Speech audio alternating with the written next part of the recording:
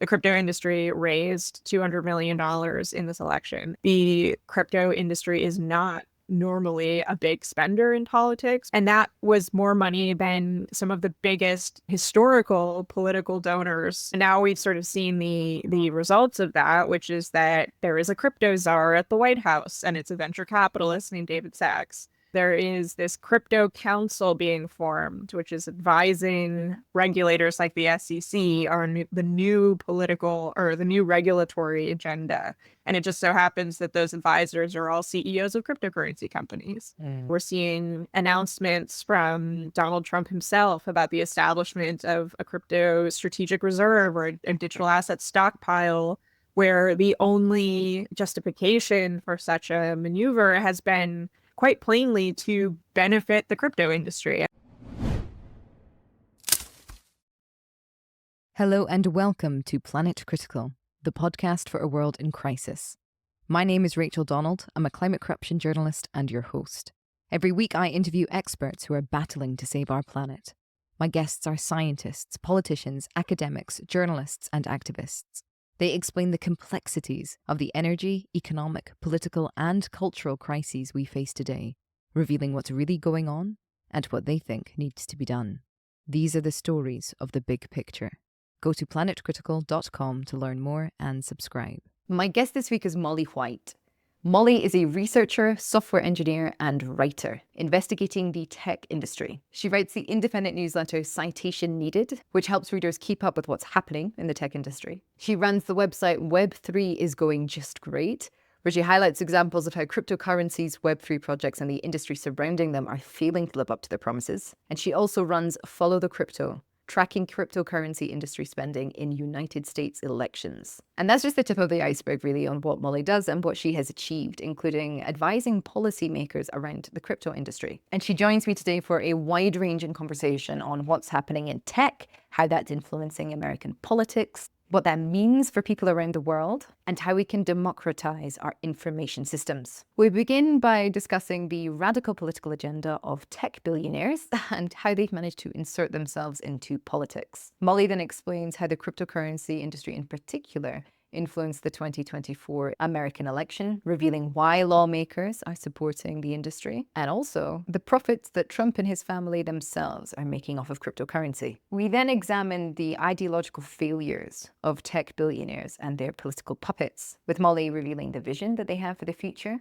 including the absolute attack on free and open access public information, whether that's going after physical spaces like libraries or online spaces like Wikipedia. Molly explains that these men simply fail to understand why having an educated public is important and valuable, that they don't understand value outside of dollar signs. And also, of course, that with regards to dismantling democracy and inserting an authoritarian regime, it's far more beneficial to them to have a deliberately undereducated populace. And this leads us into a conversation more broadly about value, ending on a discussion of the Wikipedia model, which Molly says shows that human beings are kind and generous and curious, that they are grateful when valuable things are free, and they are happy to support projects even if they could just exploit them for free, and that we could create information systems and knowledge systems based on that model, but doing so under capitalism is particularly difficult. And so how can we create alternatives that don't just support ourselves, but actively challenge and protest against the enclosure of the web, of knowledge, of information, and, of course, our rights? I hope you all enjoy the episode. If you do, please share it far and wide. And if you're loving the show, become a patron on Patreon or support Planet Critical with a paid subscription at planetcritical.com. By signing up, you'll get the Planet Critical newsletter inspired by each episode delivered straight to your inbox every week. You'll also have access to the wonderful Planet Critical community who are full of inspiring thoughts, ideas, critiques, and determination. The links are in the description box below. I'm so grateful to everyone who chooses to support the project. I'm a vehement believer in ad-free and open access content, so Planet Critical wouldn't exist without the direct support of the amazing community. Thank you so much to all of you who believe in Planet Critical and keep the project going every week. Molly, thank you very much for joining me on Planet Critical. It is a pleasure to have you on the show. Pleasure to be here. My first question for you, why is the world in crisis? Well, I think there are a lot of reasons that the world is in crisis, and it's hard to sort of just name one. But I think that one thing that we have really been grappling with lately is this idea that, you know, business is the epitome of efficiency and productivity, and that everything should be modeled around business, especially tech business. We've recently seen the adoption of the historic tech mantra, move fast, break things, being applied everywhere and anywhere, including in the US government now. And the idea that, these tech CEOs are these genius figures who not only are capable of running a tech company, but are capable of dictating, political strategy and advising and somewhat running the government. Um, there's always been this historical lionization, I think, of these tech billionaires that is largely undeserved, but people look to them and sort of respect their opinions on many things that they have really no expertise in. I think one of the biggest moments for me when I was realizing this was during the COVID pandemic, when suddenly, billionaire tech CEOs were styling themselves as experts on epidemiology and, social strategies around containing a pandemic, or, whether or not masks were effective or whatever it might be. And, I was like, why are we listening to this guy whose claim to fame is, often inheriting some money from, a family member and then starting a tech business that goes bankrupt, and then, eventually getting an investment from a Y Combinator accelerator and, making their way from there. But, this is really spread throughout much of the, society at this point, where now we have Elon Musk, in the highest office, essentially, trying to say that, the US government should be run like a business, and taking the Twitter approach to the US government, where he goes in and fires everybody and, rips the copper cabling out of the walls. This is connected to, I've heard about it, and obviously we don't have to talk about it because I did get you on to talk about your technological expertise. But just on the off chance that you might know a bit about this is all connected to dark enlightenment, isn't it? This Peter Thiel thing. Is there anything that you can Yeah. speak to about that?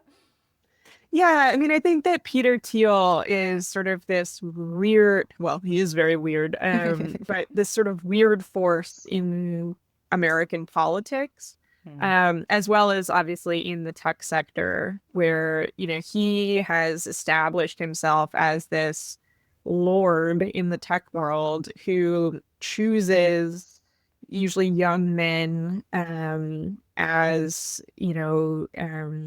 almost like son figures that he supports, and sort of grooms through their tech journeys, in business journeys, and through those avenues sort of molds them in his shape and uses them to pursue his political agenda, which is frankly very radical, and based in, these very sort of right libertarian ideals. And we've seen that with, in the tech sector with figures like Sam Altman and, other sort of Thiel proteges. But then we've also seen it in politics with J.D. Vance, for example, who was, basically, if you look through his resume, Peter Thiel is there at every step of the way. And so, he is this figure who is, maybe less these days outspoken personally about politics, but has an enormous degree of influence from behind the scenes, essentially through these tech adjacent figures, and is sort of using those to pursue his political goals. And is this the political goal that links into what you were saying earlier about running a government like a tech business, that we should have a kind of monarchy CEO figure making sort of unquestionable decisions in order to speed run development or growth or whatever other kind of lame goals that they're ascribing to their political ideals in order to no doubt shoehorn something else in along the way. Yeah, I mean, I think that the authoritarianism and the sort of raising of one figure to absolute power is a very sort of efficient way to pursue their political goals. And so, by installing people who are pursuing that agenda and then elevating them to this sort of absolute, unquestionable power, they are able to then pursue, these again very extreme goals around how they believe America should look and, the way that America should run. Which is coincidentally very lucrative for them and, establishes their place as these sort of secondary kings essentially under the authoritarian rule. It always boggles my mind. And I wrote about this recently because the great contradiction or irony in all of this is that, like, this system works very well for these people. Like, it's just uncontrollable greed that is making them go, I bet if we dismantled it and put it back together, we could squeeze even more money out of this. Like, what else do you need, lads? You've got multiple private jets, multiple homes, you own islands, you're already like, you've got your foot on the neck of, some political figures who are making massive decisions globally. Like, what else do you want? There is a finite amount of stuff on the world. Where are you going with this? That's almost where I get to. Yeah, I mean, I think that there is maybe this fatal flaw among humans where we often try to humanize people like this a little bit, where we go like, well, if I had $1 billion, like, like for me, don't even need $1 billion, but like if I had, I don't know, a couple $1 million, you would never see me again, right? Like, I would be gone. I would be on an island, I would be like, I'd have like an animal shelter, like everyone thinks that way of themselves because like most of us are pretty normal people who are not chasing extreme wealth. We are looking to secure enough for us, ourselves to live and, to provide for our families and so on. Most of us don't have dreams like Peter Thiel's dreams or Elon Musk's dreams or Donald Trump's dreams. And so when we sort of try to project ourselves on them and say like, what could they want? Why do they need more money when they already have more money than any human alive? I think we're doing that, but it's very clear from Elon Musk's behavior and the behavior of those like him that that's not what they're looking for. It's not that, oh, once he hits, $1 trillion, he'll finally be happy and he'll go spend the rest of his days on a beach somewhere. Yeah. He could be doing that now. He could have been doing that $100 billion ago, many hundreds of billions of dollars ago. Because that's not what drives him. For him, it's power. It's shaping the world in the image that he has in his head. These fantasies of this perfect, sci-fi future. And in those fantasies, he is the king. He is the guy pulling the strings that everybody admires, that everyone, worships, essentially. And that's a very different thing than, what you or I think of success to be, because most people are not egomaniacs, essentially. Yeah, that is such a good point. And I think one that we're kind of still grappling with, how there is now like this opportunity for wealth to equal power one for one, in a sense. Right. Whereas before, due to regulation, due to the law, due to other things, and even due to like old money, and the fact that new money wasn't quite as wealthy as old money. There was almost what's the word? This would be such a good segment if I could remember the word. A discoupling of like wealth and power to an extent, and now it's like they're really, really coupling again. Like now is the opportunity for the billionaires of the world to truly fashion themselves as kings, as you say, and not just be free to kind of do what they want as much as their money will buy them, but free to pursue what they want and free to dismantle what they want and free to break what they want and free to kind of have people treat them exactly in the way that they deserve. And I think that's what's kind of particular about this moment in history and with the kind of collusion rather of the Trump and Musk regime. And I think that's also why we're seeing billionaires around the world just quite suddenly fall in line in a way that maybe they didn't in 2016. Some of them did. But there's something happening that's different this time, isn't there? Yeah, I mean, I don't want to sort of, put on the rose-colored glasses too much, because I think that wealth and power have always been very tightly linked. Absolutely. And it has long been sort of wealthy people dictating how things go in the government. But I do think you're right that it's much more overt now. Where it's happening right in front of us. We're seeing Elon Musk spending massive amounts of money to buy entry into Donald Trump's closest circle. We're seeing crypto companies doing the very same, where they've spent $130 million on the single election and are now essentially writing the rules for their own industry. And so it is happening very, very overtly, and with no even sort of glancing acknowledgement of the laws or regulations that perhaps once were intended to, put some speed bumps in the way, I suppose you could say. Yeah, absolutely. I think because you've mentioned crypto, this is a good time to maybe focus on our analysis here. And what I really want to ask you about to kick us off, because I think this is such a good kind of segue, is that piece you wrote very recently, I think within the last week, about Sam Bankman-Fried. And he's sort of doing what a whole bunch of these guys are doing now, sort of gunning for a pardon.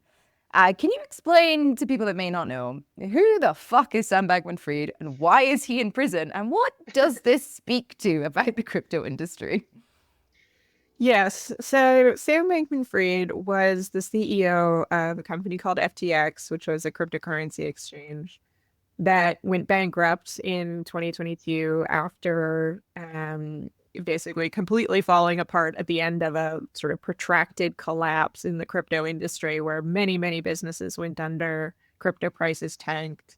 And it turned out that Sam Bankman-Fried and those at his company had been taking customer funds from the exchange that they were supposed to just be holding on their behalf and using them to do their own trading, essentially gambling with customer money to try to make a profit at this sister company that was a trading firm, which, as it happens, is illegal, or at least was a year or two ago.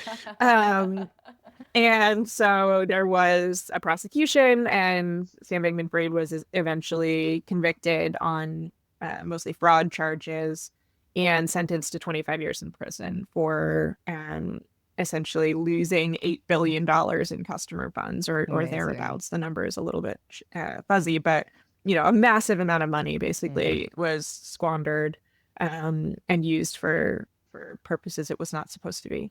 And so he's been in prison for a year or so now, very early into a very long sentence, and has recently begun angling for a pardon from Donald Trump, as is in vogue. And it's been a very interesting sort of story to watch, because Sam Bankman-Fried is claiming that his prosecution was not about fraud. It was not about the many crimes for which he was convicted. It was a Democratic campaign to go after him because he was contributing politically to support Republicans. Wow. Which is particularly sort of bold of him, because he was a Democratic mega donor. He was one of the largest supporters of Joe Biden, one of the largest single supporters. He was known as this sort of up and coming Democratic political, powerhouse, but he was secretly or, semi-secretly contributing to Republicans as well. And this was actually also a part of the criminal case, although it sort of got split out. But he was illegally making contributions through straw donors and so on. And it, sort of later came out through the trial that he was contributing massive amounts of money also to Republicans. And so Bankman-Fried has now tried to essentially latch on to that fact to claim that he was being politically persecuted in ways that he thinks will appeal to Donald Trump's own, sort of beliefs in that sector. And I think he hopes that Trump will issue a pardon based on Trump's own many claims around democratic sort of weaponization of the legal system and so on.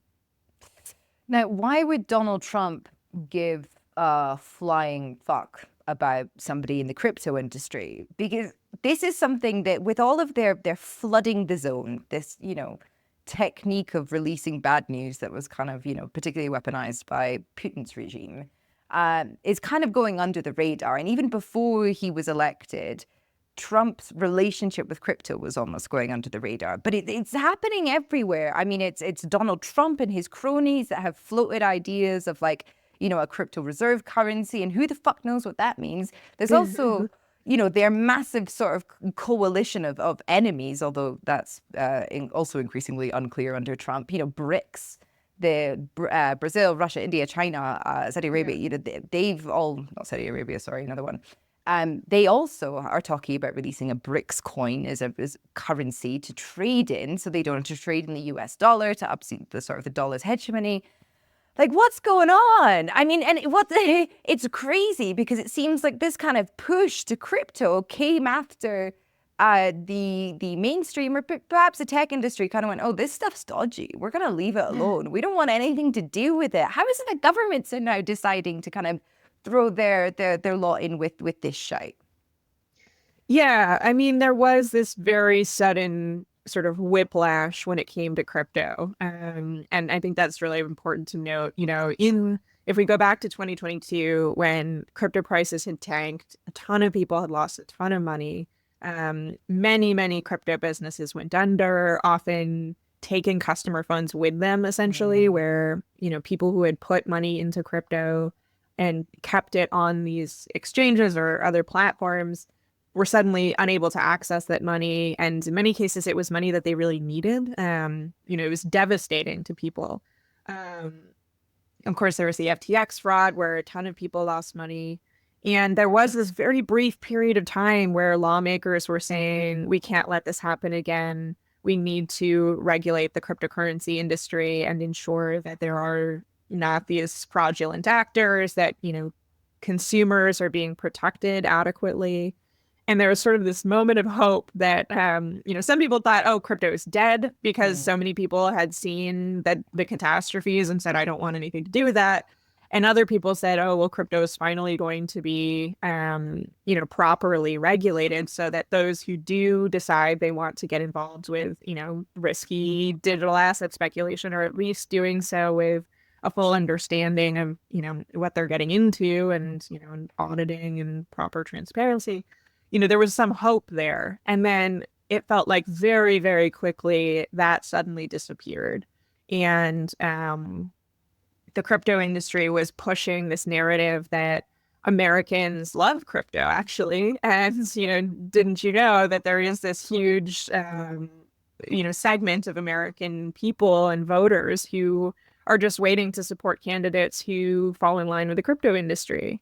And then we were seeing Congress people talking about how the crypto industry was so maligned by regulators and that the regulators were not, it suddenly went from where were the regulators, why didn't the regulators prevent FTX from happening, to the story that the regulators have killed the crypto industry and that they were doing too much enforcement and that they should be, fired and, removed from the beat, essentially, because they would have been too aggressive towards the crypto industry. And it felt like that happened very, very quickly. And now we're seeing, the further sort of development of that push, which is that after, this unprecedented degree of political spending from the crypto industry, which I really cannot underscore enough. I mean, the crypto industry raised $200 million in this election, and the crypto industry is not normally a big spender in politics, or they haven't been, at least. And that was more money than some of the biggest, historical political donors. You think of, oh, big pharma or big oil or, whatever industry. The crypto industry, which is a very small industry compared to, say, the energy sector or, pharmaceuticals or healthcare, the crypto industry eclipsed that out of nowhere and suddenly was engaged in this sort of full frontal campaign to install crypto friendly politicians throughout, congressional races, essentially, just sort of parachuting into these elections. And, suddenly people were talking about crypto in elections where, constituents were like, well, what are we talking about crypto? I care about the price of groceries and, whether or not, my immigrant neighbors are going to be protected. But, now we've sort of seen the results of that, which is that there is a crypto czar at the White House, and it's a venture capitalist named David Sachs. There is this crypto council being formed, which is advising regulators like the SEC on the new political or the new regulatory agenda.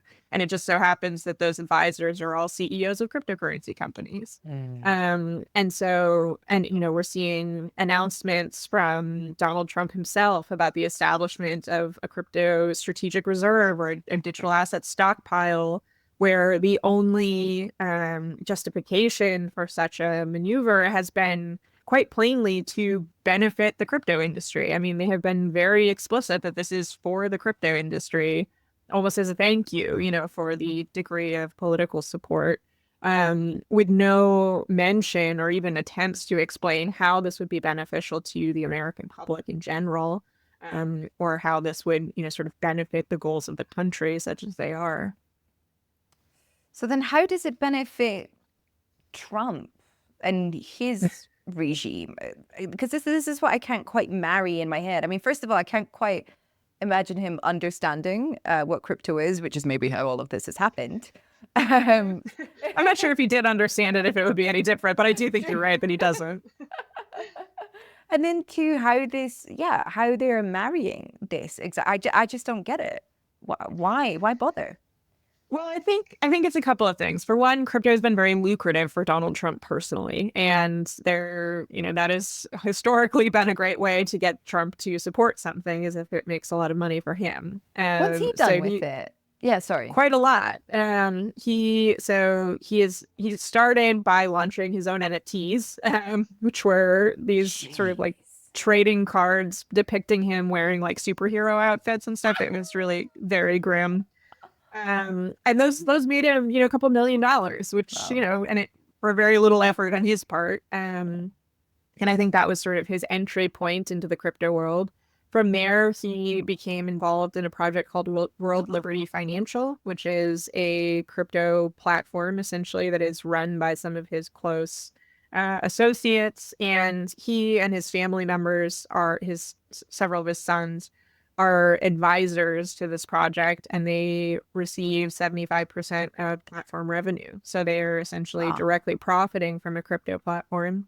Then shortly before his inauguration, Trump launched a meme coin. I think you might have to explain what a meme coin is. Yeah.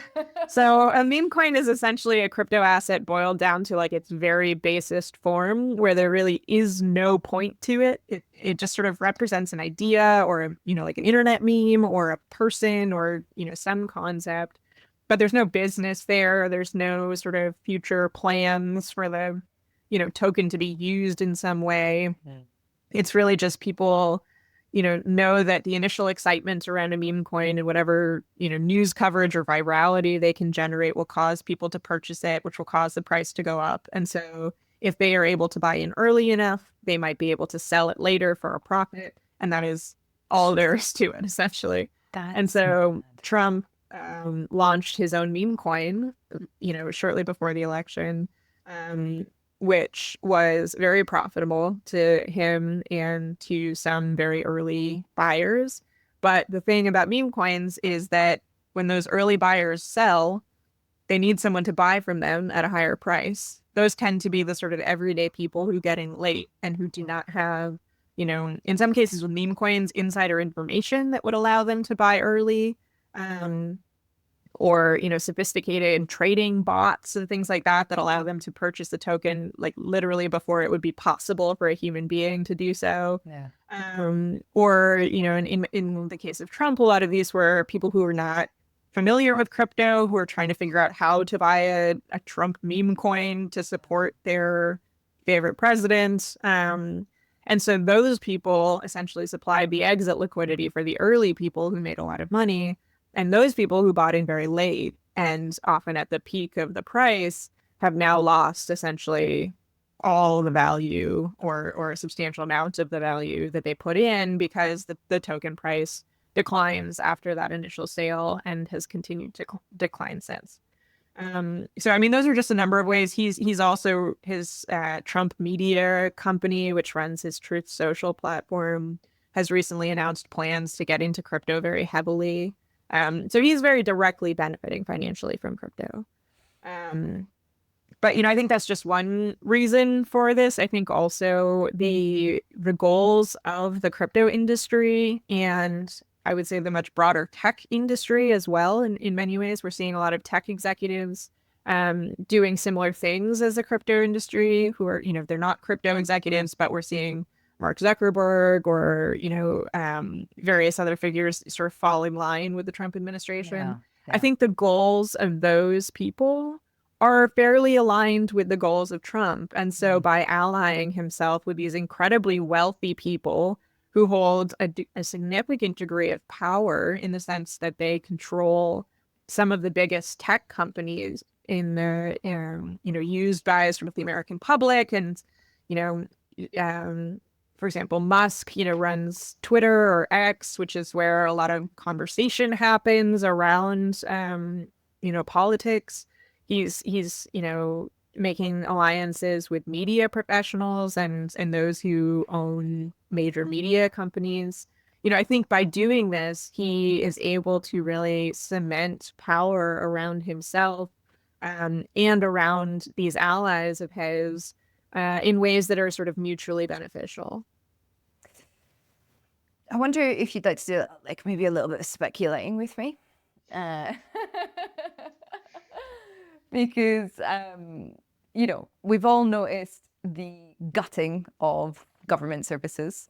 And even things like the Weather Service and the National Public Radio. And they're sort of taking a machete to everything that is directly I believe it's funded. a chainsaw, actually. I apologize. Sorry. Of course, it would be something that demands oil as its fuel rather than elbow grease. Yeah, okay. They're taking a chainsaw to these things that are funded by the public and are meant to provide a direct service. And I mean, with the Weather Service in particular, I mean, I exist on Blue Sky rather than Twitter now. And that was the thing that really kind of got my corner of the internet aflame, like seeing the projections that they'd made of like how much it was worth, because it is so valuable to the American public, especially as the weather is going to become more extreme under climate change. The fact that they were selling off to the highest bidder, essentially. And what I'm particularly frightened of happening is that essentially, like, the whole idea of paying a tax, like a state tax and a federal tax, becomes, sort of ancient, becomes obsolete, and is replaced by paying a subscription to a series of tech billionaires. So whether that's being forced to hold, cryptocurrency in order to have some relationship with the Federal Reserve or the bank or whatever, whether it's all, national media disappearing and being forced to subscribe to multiple different media platforms that will just continuously hike their prices, as we've already seen. Whether that is, paying a subscription charge to, like, I don't know, it could be anything, couldn't it? Because once these weather app. Yeah, the weather app, or like, your electricity, the, bills of that going up, or like just whatever, because the whole point is like once they catch you, then and they annihilate the competition, there's nowhere else to go. And I'm just so frightened of that becoming increasingly, our public services. And there's a precedent for that as well. I mean, especially in the United States, like the fact that your healthcare is private is wild. But we're really deep in the subscription age now, to the point where it's sort of becoming normal to have like $200 exit your bank account for very similar services because there's Right. nowhere else to go anymore that's collective or cohesive or publicly owned. And so, I mean, what's the direction of travel for that, do you think? Is this something that the tech industry wants? Absolutely. I mean, I think you're actually spot on there that, there has been, and this circles back to sort of my original answer to your question, which is that this idea that everything should be run like a tech business. Yeah. The government should be run by a tech business. The people, the Elon Musks and the Donald Trumps and the people who are in power and dictating this direction don't understand fundamentally why we would spend money on something that is not profitable. And that is completely foreign to them, and you see it with their attacks on the Postal Service, for example, recent attacks on libraries. The idea that we would spend money to allow people to access information or knowledge and there's no profit, libraries are not generating a profit for the government. It's like they don't understand why that would ever be worth doing. They can't see the value of something if there isn't a dollar sign before it. Yeah. Even though having libraries or a functioning postal service or the weather, agencies or environmental groups or science and research and all these things generate enormous amounts of value for people in non-economic terms, in terms of our well-being, our sort of general knowledge of the world around us, our our ability to communicate with one another, our health, our understanding of the sciences, whatever it may be, that is not directly profitable. And so they don't see the point. They say, why don't we just take those things and turn them into businesses? Like, why would we have a library when you could go to Amazon and rent a Kindle ebook that you don't even own? You just get sort of a license to read it and then you give it back. Or you could buy a physical book from Amazon.com. Why would you even want something like that? And they just fundamentally don't understand the purpose of it. And it's really devastating to watch because there is so much value in social services like this that contribute to a functioning society that would be, I think, very evident if you were able to look beyond, quarter by quarter financial results. But by stripping these away, it will be, I think, incredibly evident the actual costs to, everyday people who use these services, who rely on these services. I mean, when do you think the last time Elon Musk entered a library was, like, when do you think he, even, I suspect he doesn't even fundamentally know what a library is. I think he sees it as a place where you go, you find a book that you want, you rent it, you don't pay the author. He probably thinks like, oh, the publishers are losing out on this money. Yeah. He doesn't see that libraries offer internet access to people who need it to apply for a job. You can go and use a computer there if you don't have one of your own. It's a warm place to be, if you are unhoused and you need, a moment to get out of the weather. Community groups meet there. There are incredible services provided.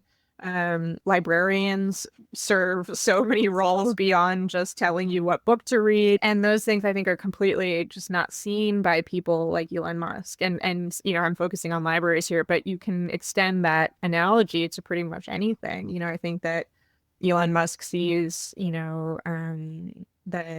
the funding of science at universities or whatever, and he just sees it as, oh, we're just letting these frivolous scientists go research transgender mice or whatever the conspiracy theory is. And he doesn't see the incredible value of producing, scientific research for the public benefit that fundamentally improves people's lives.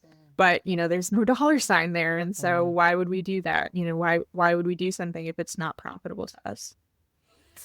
There's so many things I want to say in response.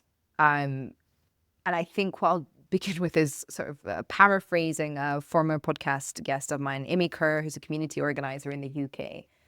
And she came on the show, and it's an extraordinary episode, and I recommend everybody go and listen to it. But one thing she said that really stood out was how shit our elite are in this era in comparison to others. And she was speaking about the industrialists in Birmingham, which is where she's from. And she has no love for them, is a no love for the slave trade upon which they built their fortunes and everything. But they did invest in the education of local people. They set up public libraries. There was a speech given by an MP, was kind of connected in, sort of saying we need a public library bill. We need to raise the education levels of people, because also it's going to benefit us. It's going to benefit our industries. It's going to benefit society. And just that today there's such a disconnect. These men do not think systemically in any way. They don't think that they have to invest back in any way. It's almost like they want an uneducated society. And they do. This is the thing, right? Because obviously they're using misinformation and disinformation campaigns as well. So I wonder, surely there's also more apart from just, they don't see the value on it. There's an active attempt to undermine information systems and knowledge ecosystems, isn't there?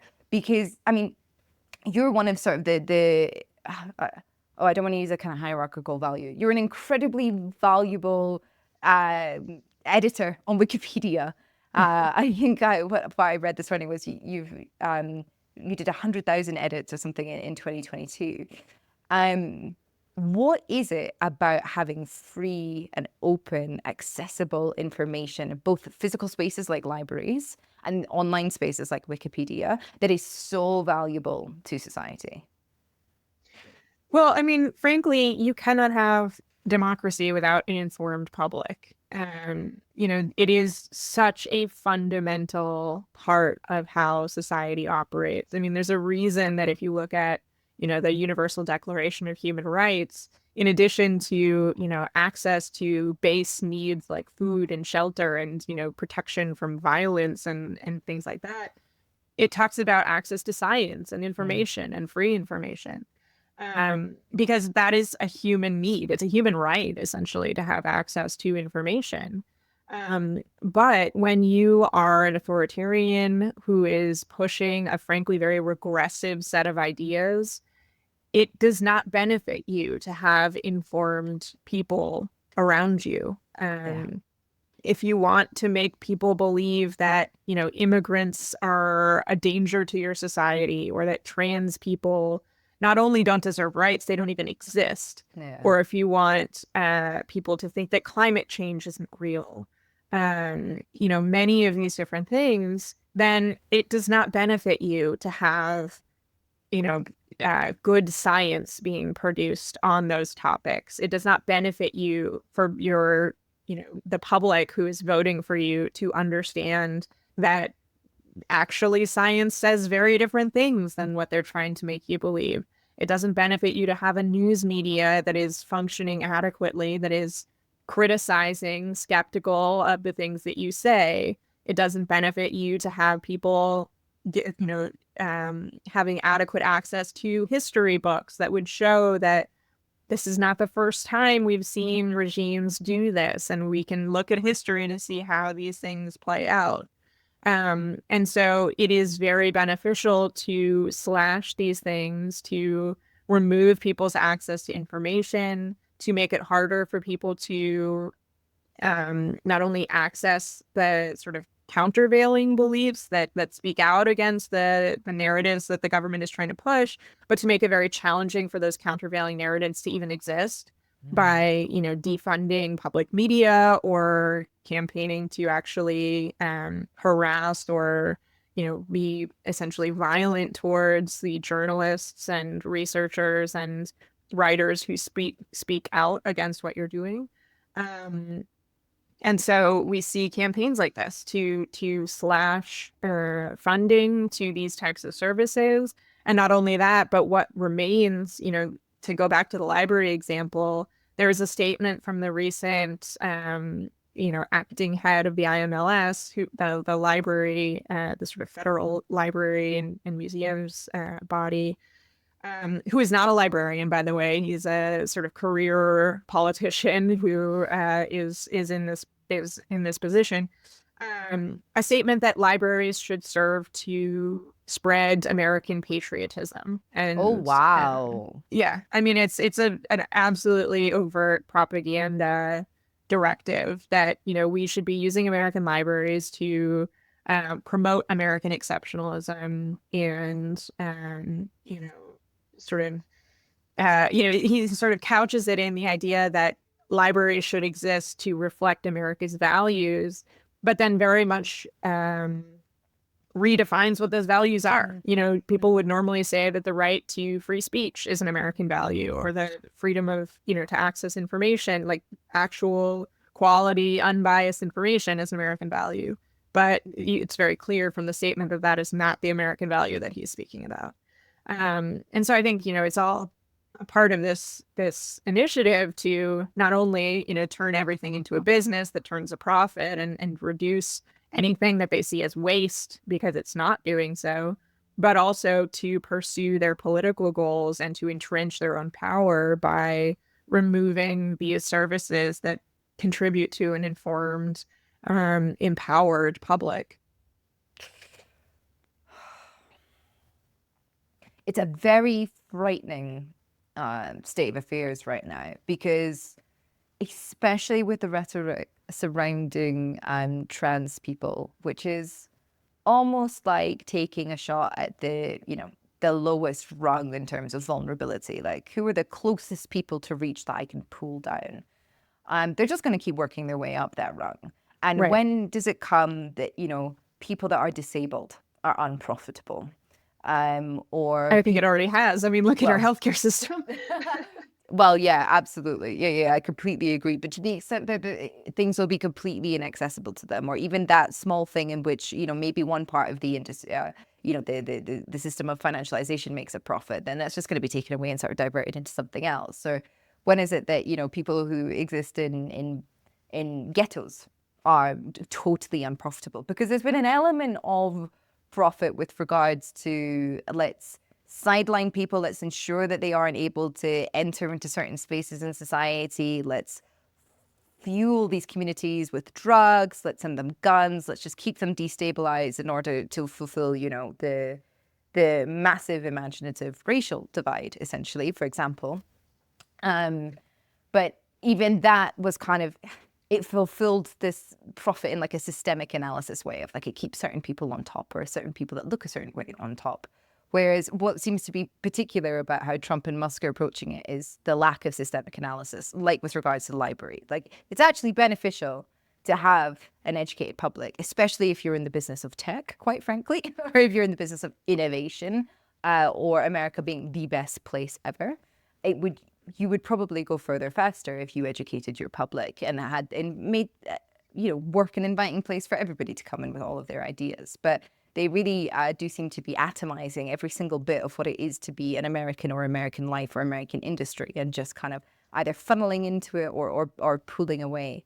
A part of it does come down to the belief system at play here, which is, the frankly eugenic beliefs of a lot of these people, that it is actually beneficial broadly to, to raise, white American-born men who are straight, who are conservative, who hold, quote, traditional values, and to, elevate them to positions of dominance while reducing the positions of everyone else around them. Yeah. And, even though you could take a purely economic view on that, or, try to, sort of pull away the underlying belief system there and say that, oh, well, it's more economically productive to have a diverse workforce, or, try to make those types of arguments, it's never going to resonate with them, because that does not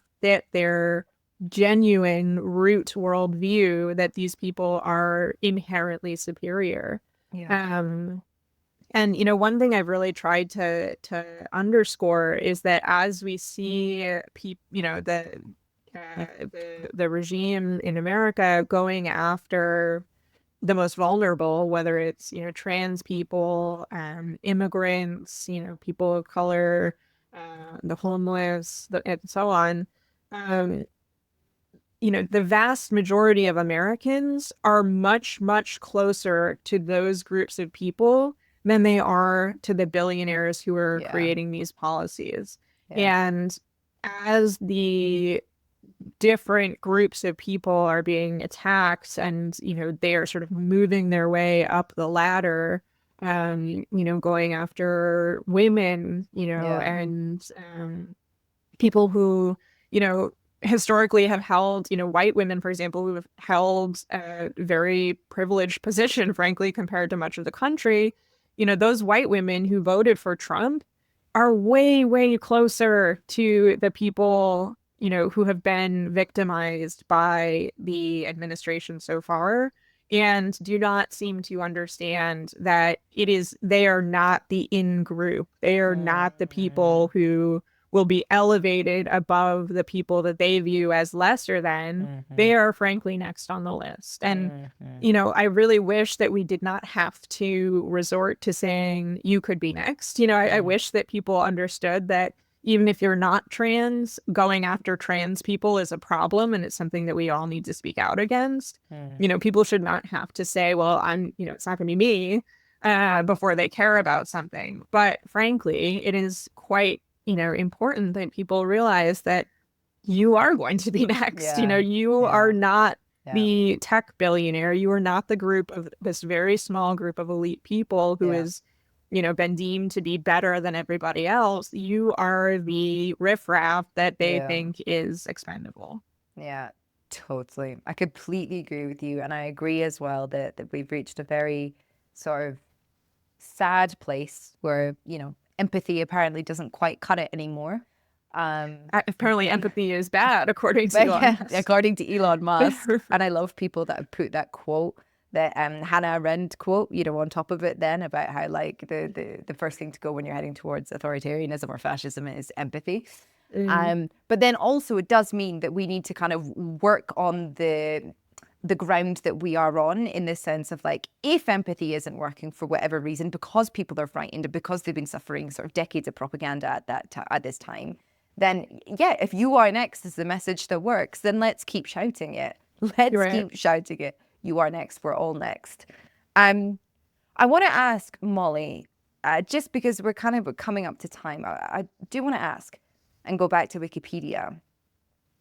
And maybe we can kind of frame it in what we were just saying. How is it that Wikipedia has survived this onslaught? And how is it that Wikipedia functions, given it's totally free and people volunteer for it? And how is Wikipedia not next on the chopping block, no matter how many times there have actually been attempts to kind of come at it and undermine it? What's it doing that's so brilliant and could be a model for what the web is?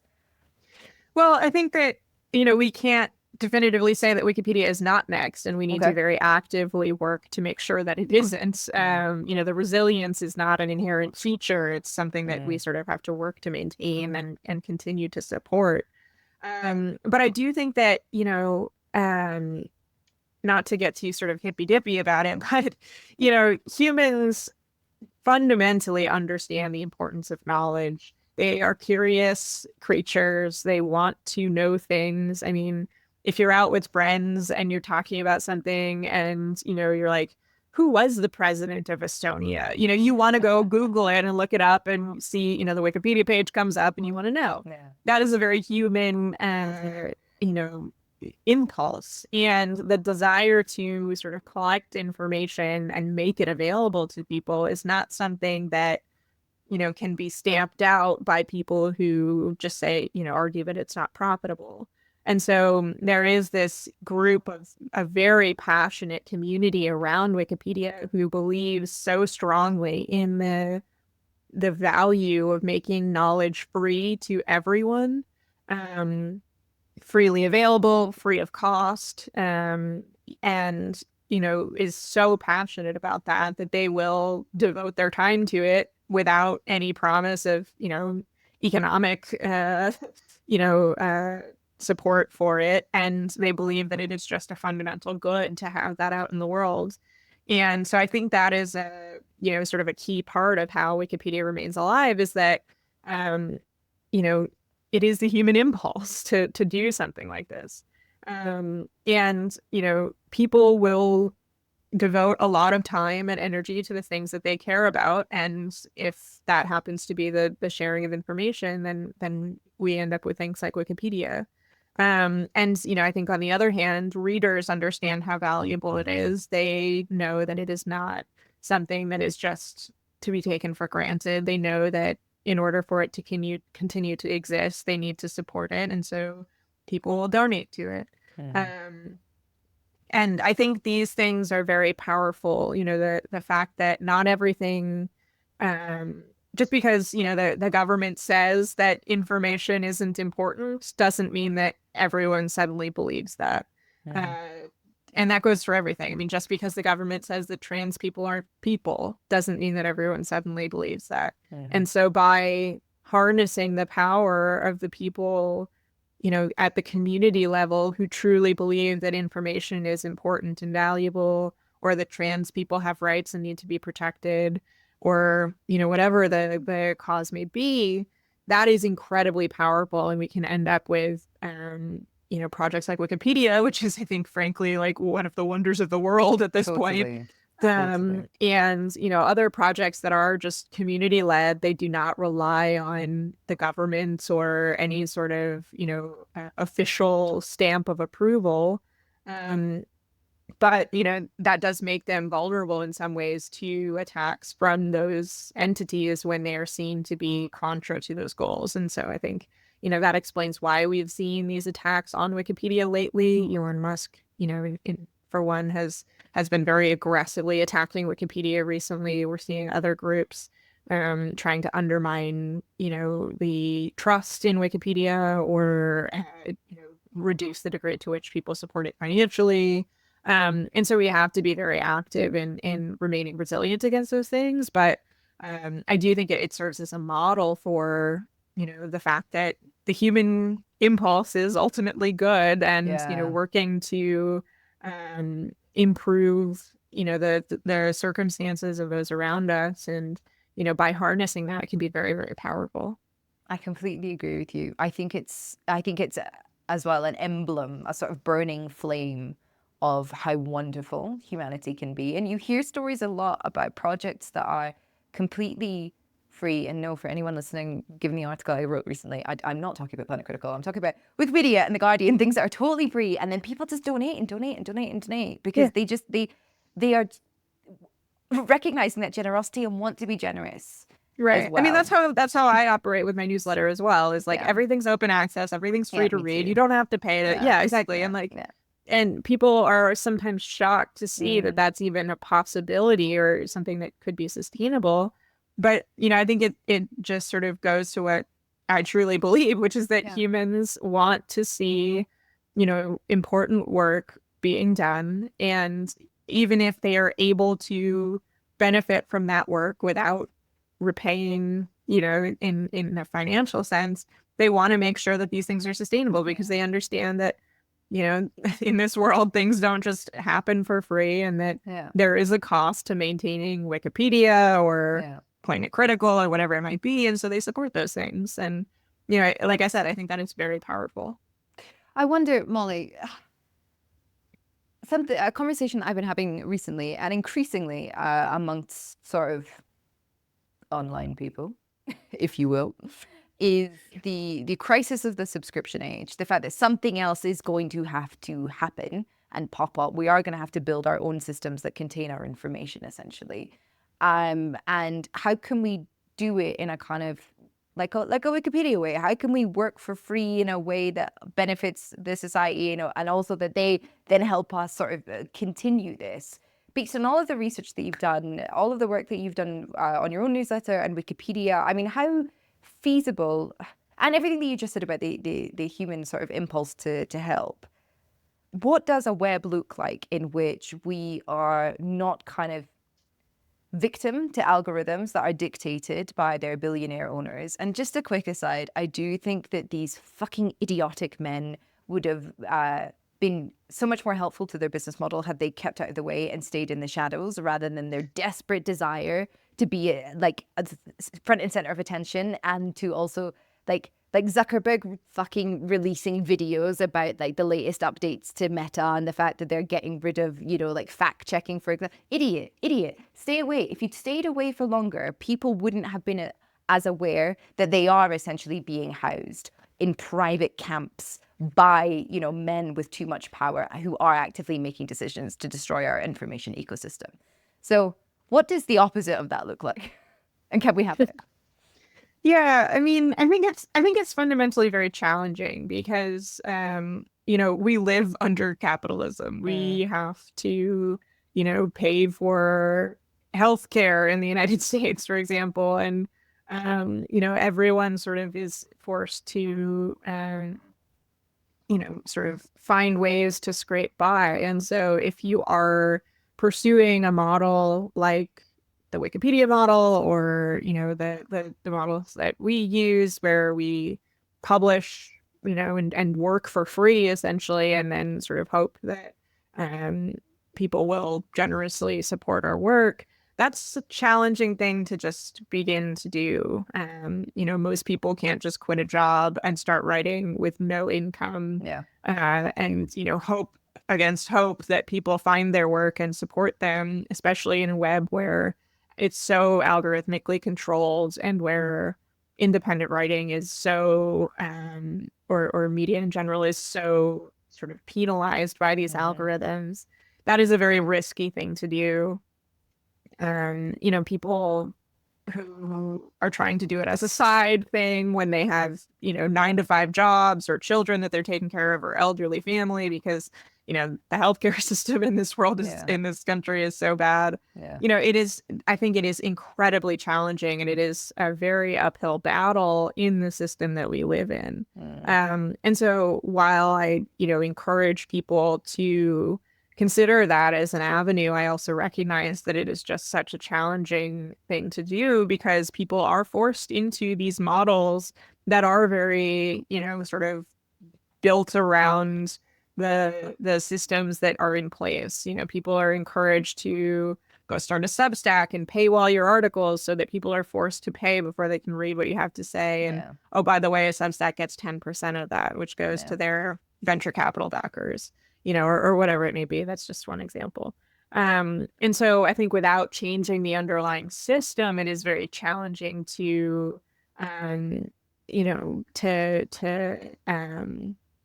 just say that, this is how we should do things going forward. And you shouldn't have to worry about, health insurance, for example. Like you're gonna, if you should just quit your job and not have any health insurance and work for free and hope that people will pay you. And God, I hope you don't fall down the stairs, or something like that. And so, I think it is a much larger conversation around the systems as well as just, what people can do day to day. But, I do think that there are possibilities even under the system that we live in, to create projects that do recognize that, people are good and they support the things that are valuable to them and to society, broadly speaking. And so we can get a little bit creative about how we work around the, sort of billion-dollar companies that are trying to take up every inch of the web that is available to us. And, maybe we can carve out our own spaces where we reject that model and where we don't, plaster everything with ads or, scrape every tiny drop of user data out of the people who visit our websites or paywall everything so that we can then, send off a portion of our income to these tech billionaires. Right. I mean, it's just constant, isn't it? The amount of money that we are creating for them all the time by, working for free, which is essentially what scrolling on Instagram is. Right. Or, being forced. People like me that have no idea what a code even looks like, like something like Substack pops up and it's like, great, that facilitates me doing the thing that I really love to do. But there is this sense of like just the impending enclosure of all of these spaces. And we've seen it with Musk and how he's sort of driven Twitter deliberately into the ground in order to kind of kill the public square, the only public square on the internet that was leading left. And Meta is obviously planning on becoming a place that focuses on virality rather than information, which is going to harm all of the journalists with, the erasure of their fact-checking services, which weren't particularly good to begin with, but they were something. And it is, I mean, I don't know what particular characteristics the founders of Substack have that would impede them from being sort of swept up in this tide as well. Maybe they have it, maybe they don't. But either way, the feeling, well, yeah, exactly. Exactly. The feeling is that we do need to build our own systems that are going to be able to hold our information for when they take the chainsaw to the online web of knowledge systems as well. Right. Yeah, I mean, I think that's very much accurate. And I try to be somewhat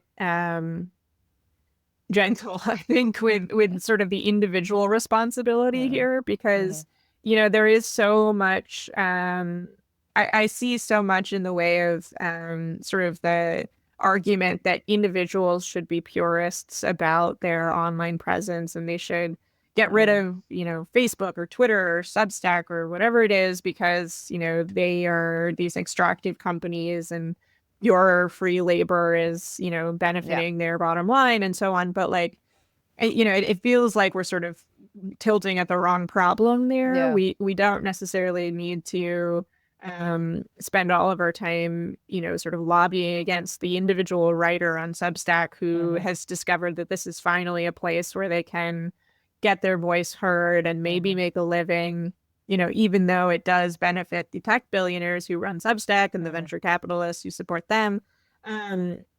Maybe that energy is perhaps better focused not on the people who are often forced to use these platforms, essentially, but on those platforms themselves and on the systems that, have enabled those platforms to become so dominant and to create these walled gardens on the web.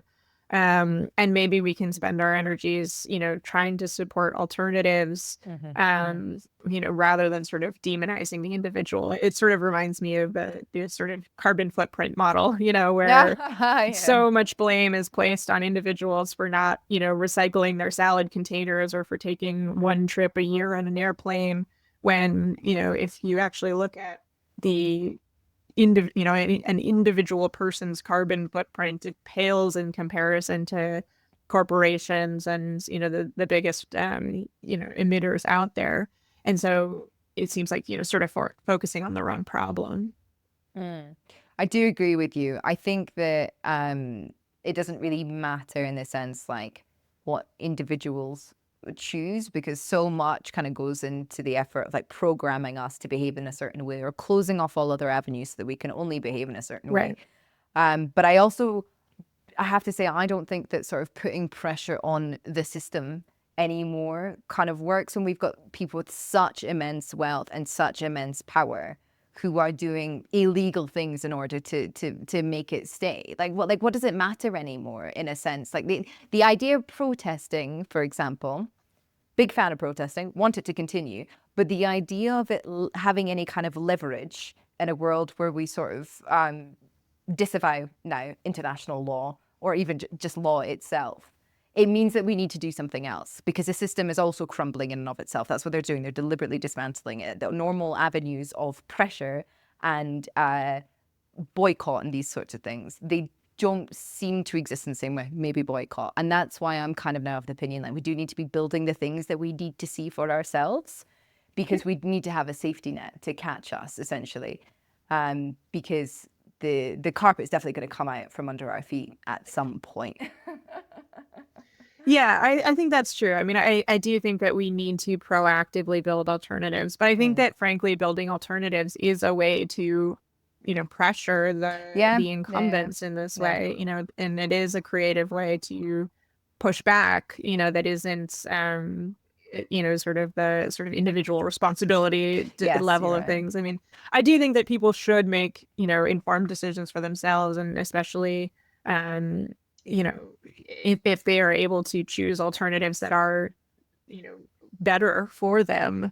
I think that's very important. And I think that, people should very closely consider which services that they use and, why they're using them and who benefits and whether using them is ultimately beneficial or not in the grand scheme of things. But, I think that changing the systems, making it so that we do have options that are not one of four, garbage social media platforms, for example, or Yeah. web publishing platforms or whatever it may be, is very powerful. And, I do think that there is an enormous amount of power among the everyday people, in that, these tech billionaires would not exist without these Yeah. ordinary people that they are extracting profits from. Yeah.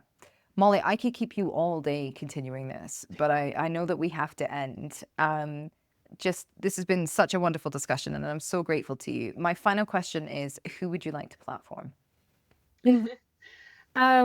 I would recommend Ed Anguissa Jr. He's a really incredible tech writer who has just such a full understanding of the sort of systematic end of things and the sort of social layer to all of this. He's done some really incredible writing on labor and the tech worlds, and I think he's a really important voice.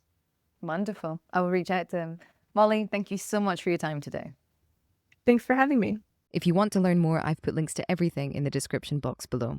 Remember to subscribe to the channel if you're new here and share the episode if you enjoyed it. To support the show, subscribe at planetcritical.com, where you can read the weekly newsletter. You can also become a Planet Critical patron. All links are in the description box below. As always, my deepest thanks to that community. Planet Critical wouldn't exist without your support. Thank you everyone for listening and for coming on this journey together.